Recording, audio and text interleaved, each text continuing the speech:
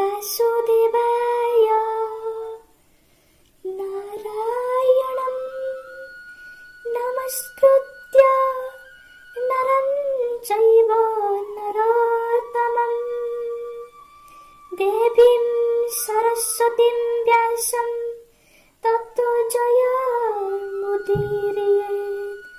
मुखं करोति वाचालं पुंगुं लङ्घयति गिरिं यत्कृपातमहं वन्दे परमानन्दमाधवम् निगमकल्पतरोर्गलितं फलं सुखमुखदमृतभगवते वासुदेवाय पिबत भागवतं रसमयीनु सिंहचरसिकण विभावुकहाति परमकारणं भगवते वासुदेवे मध्यान्ते विचरण घटे जगते इंद्रियार्थ न जानान्ति सत्य जे नित्य प्रकाशन्ति आनंद मने वेदसार ब्रह्मार पलाश निस्तार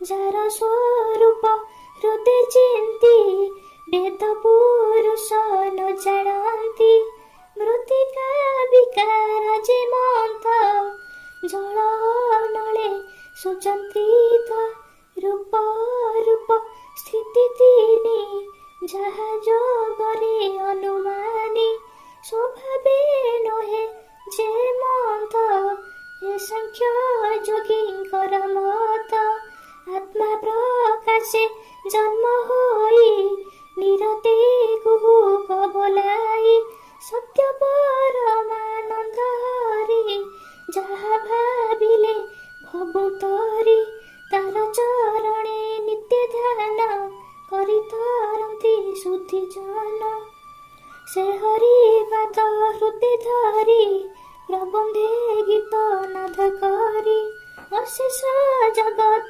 रहिते बंदई दास जगन्नाथे निर्मल मुनिंकर मते हरिचरित भागवते कहिबी किछि जेते गुण सुजने सावधाने शुण कपट धर्म चार नाही स्वभावे शास्त्र से बोलाई से साधु जनकर धर्म मायावर्धित शुभ कर्म से धर्म जेहु अनुमानी एणु संसारे जेते ज्ञानी तांको विचारे वस्तु जेते कहिबा शुण एक जीते लक्ष लक्ष जेते जानी बोध विचारे परिमाणी से वस्तु अछि जहि पूरी जहा चिंतन्ति ब्रह्मचारी श्रवण मात्रे मोक्ष पाई त्रिताप मन क्षय होई हृदरे बसाई दक्षिण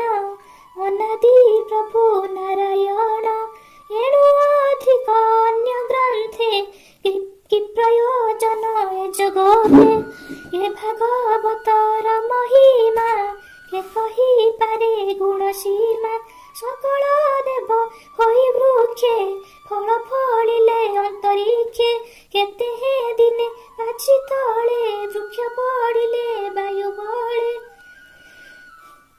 सुख थाइले ताहा देखि पक्षीको संग ताउ देखि तसे अधर पान कले भितरे सुरंग देखिले तहु गलिला रस सार किय बा देबा पटांतर अमृत निंदे स्वाद गुणे सुजन प्रिय अनुक्षणे आनंदे कर सुधा पान जेणु पाइब दिव्य गान ए शरीर शंकर मूल निगम मन वृक्ष फल एबे हो सुण साधु जने हरिचरित सूक्ष्म मने सर्वदेवଙ୍କ रम्य स्थान नाना जेण मिश्रण्य कलिर आगमन देखि मुनिये सुस्थाने देखि सौनवादी मुनि गणे मिलिले नैमिषारण्ये कलि कलुषे भय करी एकांते मुनिये विचारी संकल्प करी एक तुले समस्ते यज्ञ आरंभिले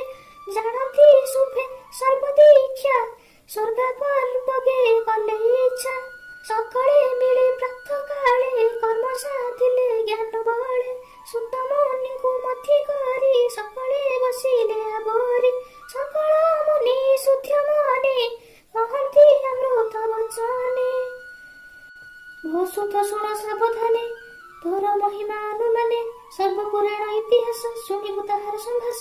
ସଂସାର ଧର୍ମଶାସ୍ତ୍ର ଯେତେ ସବୁ ଅଚଳ ତୁମ୍ଭ ବ୍ୟାସ ମୁନିଙ୍କ ଶିଷ୍ୟ ତୁମ୍ଭେ। ଏକଥା ଭୟ ଜାଣୁ ଆମ୍ଭେ ପୂର୍ବେ ଯେ ଥିଲେ ବ୍ରହ୍ମମୁନି ତାଙ୍କ ବଦଳୁ ଅଛୁ ଶୁଣି। ସକଳ ଶାସ୍ତ୍ର ତୁମ୍ଭ ତହିଁ ବେଦ ପୁରାଣ ଯେତେ କହି ବ୍ୟାସଙ୍କ ଅନୁଗ୍ରହ ଘେନି ସକଳ ଶାସ୍ତ୍ର ତୁମ୍ଭେ ଜ୍ଞାନୀ।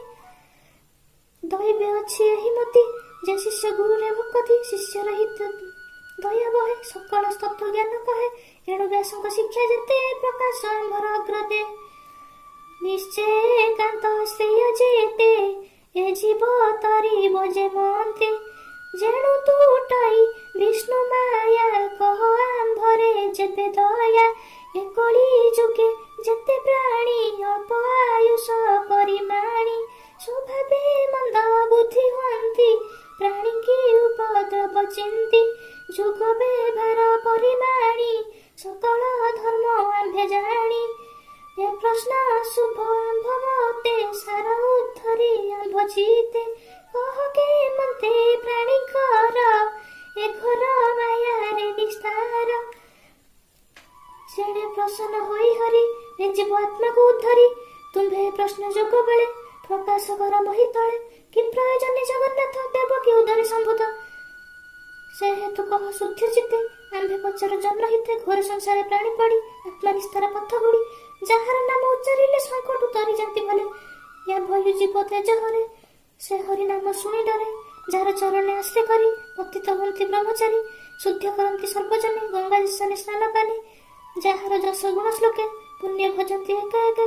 କଳି କଳୁଷ ନ ଲାଗଇ କେବନ ତରେ ଏହା ଗାଇ। ଯେ ଯଶ ଗାଇ ମୁନିଗଣେ ସୁଖେ ତରନ୍ତି ଭଗବାନେ। ଯେ ହରି ବ୍ରହ୍ମାଣ୍ଡ ମଧ୍ୟରେ ନାନା ଶରୀରେ ଅବତାରେ। କଳି ଆଗମ ଆମ୍ଭେ ଦେଖି ସକଳ ସମ୍ପଦେ ଉପେକି। ଏ ପୁଣ୍ୟ କ୍ଷେତ୍ରରେ ଶୁଭ କ୍ଷଣେ କୃଷ୍ଣର କଥା ଅନୁକ୍ଷଣେ। କରି ତରିବୁ ବିଷ୍ଣୁ ମାୟା ଭମୁନି କର ତୁମ୍ଭେ ଦୟା। ଆମ୍ଭର ପୂର୍ବ କର୍ମ ଫଳେ ସଙ୍ଗ ହୋଇଲୁ ତୁମ୍ଭ ମେଳେ। ଏ ଭୟଙ୍କର କଳି କାଳେ ଆମ୍ଭେ ଯେ ଅଛୁ ଭବ ଜଳେ। ଏ ଜଳୁ କର ତୁମ୍ଭେ ପାର ବୋଇତେ ଯେହ୍ନେ କର୍ଣ୍ଣଧାର। ସେ ହରି ଭକତ ବଛଳ ସର୍ବଦେବଙ୍କ ଆଦି ମୂଳ। ସକଳ ଧର୍ମ ଯାହାର ସଙ୍ଗେ ସୁଖେ ବିହରେ ନାନା ରଙ୍ଗେ। କଳିଆଗମେ ଭଗବାନ ପଶିଲେ ଆପଣା ଭୁବନ। ଯେ ଧର୍ମ ସଂସାର ରଖିବ ସେ କାହିଁ ଶରଣ ପଶିବ। ସେ କଥା କହ ମୁନିବର ଆମ୍ଭ ସଂଶୟ ହେଉ ଦୂର। ଆତ୍ମାର ମାୟା ଯୋଗ ବଳେ ବିହରେ ଅବନି ମଣ୍ଡଳେ। ତାର ମହିମା ଶୁଣି ନିତ୍ୟ ତୋଷ ନ ଲଭେ ଆମ୍ଭ ଜିତେ। ଜିହ୍ୱା ଯେ ସନେ ସୁଧାରସ ପିବନ୍ତେ ନୁହଇ ସନ୍ତୋଷ। ଅନନ୍ତ ରୂପେ ଥାଇ ହରି ବାହ୍ୟ ଅନ୍ତରେ କର୍ମ କରି। ଏମନ୍ତେ ନୈମିଷ ବନସ୍ତେ ସକଳ ମୁନିଙ୍କ ଅଗ୍ରତେ। ସୌନକ ଆଦି ମୁନିଗଣେ ଯା ପ୍ରଶ୍ନ କଲେ ଜଣେ ଜଣେ। ନିର୍ମଳ ବିଷ୍ଣୁର ଚରିତ କୃଷ୍ଣ ବିଷୟ ଭାଗବତ। ସୁଜନ ଜନଙ୍କର ହିତେ କହଇ ଦାସ ଜଗନ୍ନାଥ। ଏ ଘୋର ଭବ ଦୁସ୍ତରରୁ ଉଦ୍ଧର ବାଞ୍ଛା କଳ୍ପତରୁ।